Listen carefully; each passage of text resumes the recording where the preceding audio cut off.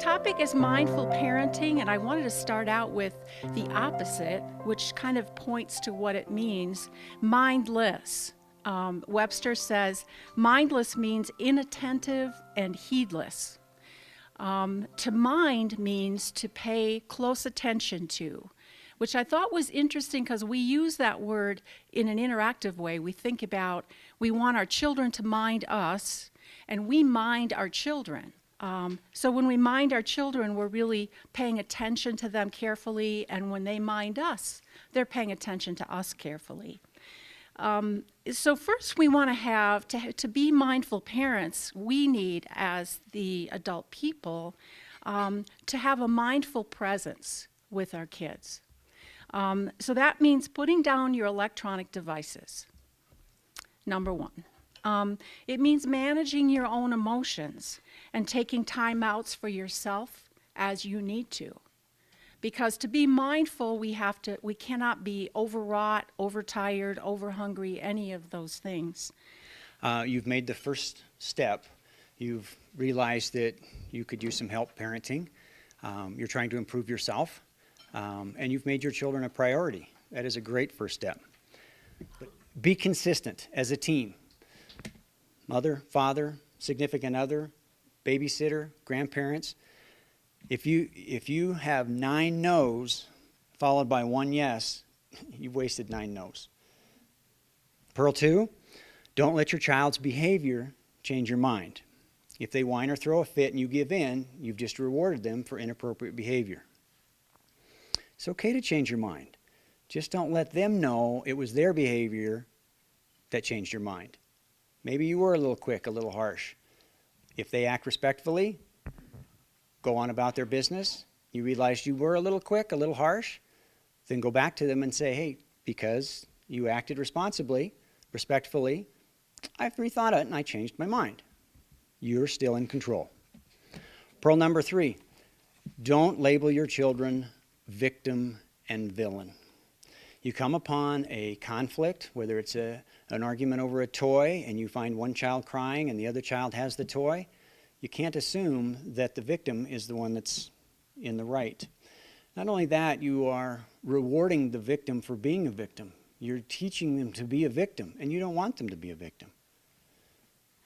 You're also don't know that the one that you're mad at because you think they made the first one cry, that they're the ones that were in the wrong.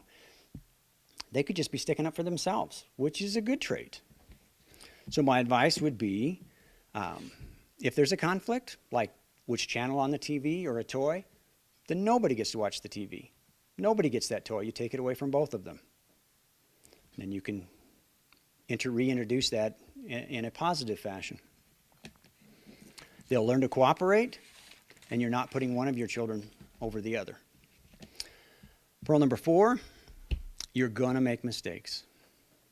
When your kids are teenagers, everything you say will be wrong. Accept that. Prepare for that. It's more important to nurture love and respect than to always be right. The topic today that I was asked to chat a little bit about was choosing a quality childcare. And obviously, if you're in a position where you're choosing a childcare, you're realizing that your child will spend a lot of hours with someone else. So the decision is very important. What kind of person or people would you like to have your children with during the day? What I'm going to do is kind of go beyond that and give you kind of my top 3 things that I think when I take calls or when I was looking for my own childcare situation, the things that I was looking for. The first of those is physical safety. So when you visit the place, do not be embarrassed to ask some of the really tough questions, and also take a good walk around. Look for things like gates. Are the toys appropriate, and are they in good shape? Are there family pets if it's a family childcare facility? And ask some questions about those pets. Training, and I know that's mentioned on here, but specifically in terms of safety, CPR and infant-child CPR and first aid. Make sure that they have that training. If you're choosing maybe a nanny, I would personally say I would volunteer to pay for that person to get that training, just to make sure they have that training. It is hopefully something they'll never need, but if they need it, it's a good idea for them to have a little bit of training and know what to do. Also, in terms of safety, who comes in and out of their house on a daily basis if it's a home situation? Who might your child be exposed to? As Dr. Jameson mentioned, role models are so important. So who else might my child see in a day? And then the things that you might not see on a walkthrough, where do they store cleaning supplies? Ask that question. Where are your poisons? Are they child-proof? Where are the adult medications, cold medicine? A lot of us put those in our bathroom in the medicine chest. If you have a 4-year-old who's a climber, that might be something that you would want to mention and suggest that that be moved. And also from personal experience, I would always ask about weapons. Many people have guns, and that's great, but are they stored in a place where your child is not able to access those weapons of any kind? So physical safety is my number one thing, and that's kind of basic. The next piece are those policy pieces. And there are the basic policies, which I think if we don't cover those when we're talking to the providers, sometimes that creates a negative situation. So ask those hard questions about payment options. Do you pay when you're not there? Do you pay when your provider is on vacation? Is it a weekly fee? Is it a daily fee? Make sure that those things are covered up front so you don't end up in a situation where there's negative feedback going back and forth. And hours of operation is also something that's very important. A lot of people, I think in Cody, don't work that classic 9 to 5, so make sure your hours are hours that will be covered. And then beyond that, discipline is, I think, always the next question I would ask. What is the discipline philosophy? Like Ashley pointed out, there are people who still believe in spanking, which is great, but does that follow your personal philosophy? How often do they use timeout? Is it something that's used 15 times a day? Is it the first go-to thing? Or as Zan's mentioned, are there some consequences? Do we try to guide their behavior in a different direction? So I would be very clear and again make sure that that discipline follows what you personally believe.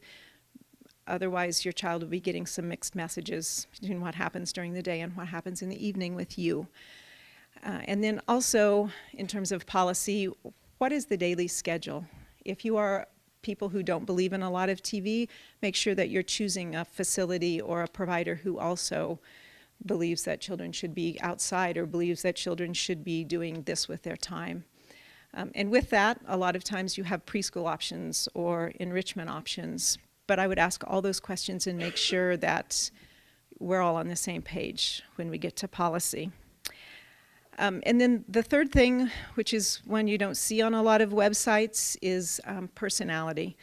There's something in early childhood called goodness of fit, which means, is that person someone who connects with my child? And it's not good or bad. We all have different kids that we connect with at different levels.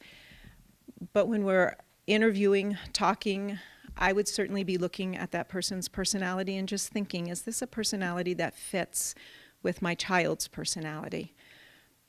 And then make that judgment from there. And I think sometimes, I've talked to people before that say that's a really hard thing to pick up in 15, 20 minutes in those first 2 visits. But I think most parents have kind of that gut feel about the way that this person speaks to me would work with my child or would not work with my child. And that doesn't mean that person is not a great provider, but just that person may not exactly fit with my child at this point in time. And those are really my big 3 in terms of questions I get. And I do get a lot of people call me just to ask questions and ask advice. And those are really, I think, the 3 things that if you go into it with a thought in your head about this is what I want and look at those 3 big topics, I think you'll be able to find a great fit for your child.